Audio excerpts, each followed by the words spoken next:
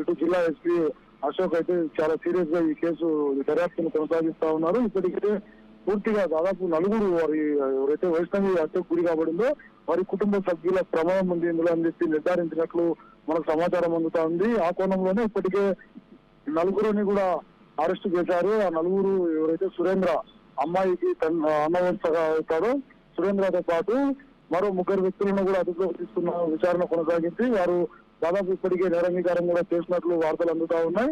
ఇవాళ రేపు వారిని కూడా అరెస్టు చేసి రిమాండ్ కి తరలించేటువంటి క్రమాన్ని అయితే పూర్తిగా సంసిద్ధం చేశారు.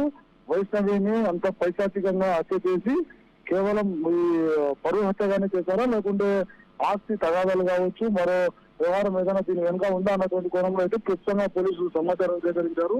అటు జమ్మలమడుగు డిఎస్పీ కూడా దీనిపై పూర్తిగా పర్యవేక్షణ కొనసాగించి ఎవరైతే చాటింగ్ చేసింది చాటింగ్ వ్యవహారం కుటుంబ సభ్యులకు ఎప్పుడు బయటపడింది ఆమె ఇన్స్టాగ్రామ్ లో ఆ అబ్బాయితో ఏ సందర్భాల్లో కలిసేటువంటి వ్యవహారాన్ని నడిపింది ఇదంతా కూడా పోలీసులు క్లుప్తంగా బయటికి తీశారు. దీన్ని గమనించి హత్యకు గురి కాక ముందే దాదాపు 3 నెలల నుండి కూడా కుటుంబ సభ్యులు పథకాన్ని రచించారు. అందులో వాళ్ళ అన్న సురేంద్ర కీలక పాత్ర పోషించాడు. ఆ తర్వాత కొంతమంది వ్యక్తులను తీసుకొని ఈ హత్యకు పాల్పడ్డాడని చెప్పి నిర్ధారించారు. ఏదైతే వాట్సాప్ చాటింగ్ ఇట్లా లోకేష్ తో వైష్ణవి ఎప్పుడైతే ఈ యొక్క చాటింగ్ చేసిందో 3 నెలలకు 4 నెలలకు ఒక సందర్భంలో వీరు తరచుగా గండికోటకు వెళ్లి సందర్శించేవారు. అక్కడే వీరు ఇద్దరు కలిసేటువంటి వ్యవహారాన్ని కూడా ఈ యొక్క వాట్సాప్ ద్వారా కుటుంబ సభ్యులు గతంలో గుర్తించారు. ఆ వాట్సాప్ లో అమ్మాయి పెట్టినటువంటి మెసేజ్ ఆధారంగానే ఆ రోజు గండికోటకు చేరుకున్నారు.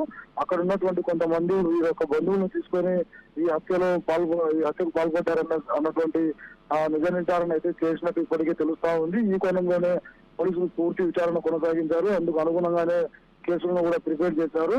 ఇవాళ రేపు వారిని రిమాండ్ కూడా తరలించేటువంటి అవకాశం కనబడతా ఉంది. డీఐజీ కోయా ప్రవీణ్ స్వయంగా మొదటి రోజు ఈ యొక్క అంశంపై ఈ యొక్క ప్రకటన చేసిన తర్వాత కూడా 7 రోజుల పాటు ఈ కేసులో నిర్లక్ష్యం వహించడం పట్ల ఇట్లు పోలీసు వ్యవస్థపై పూర్తిగా విమర్శలు వెల్లువెత్తాయి. ఇప్పుడు దానికి అనుకూలంగానే పోలీసులు కూడా పకడ్బందీ వ్యూహంలోనే ఈ యొక్క కేసును ఛేదించారని చెప్పి భావిస్తా ఉన్నారు.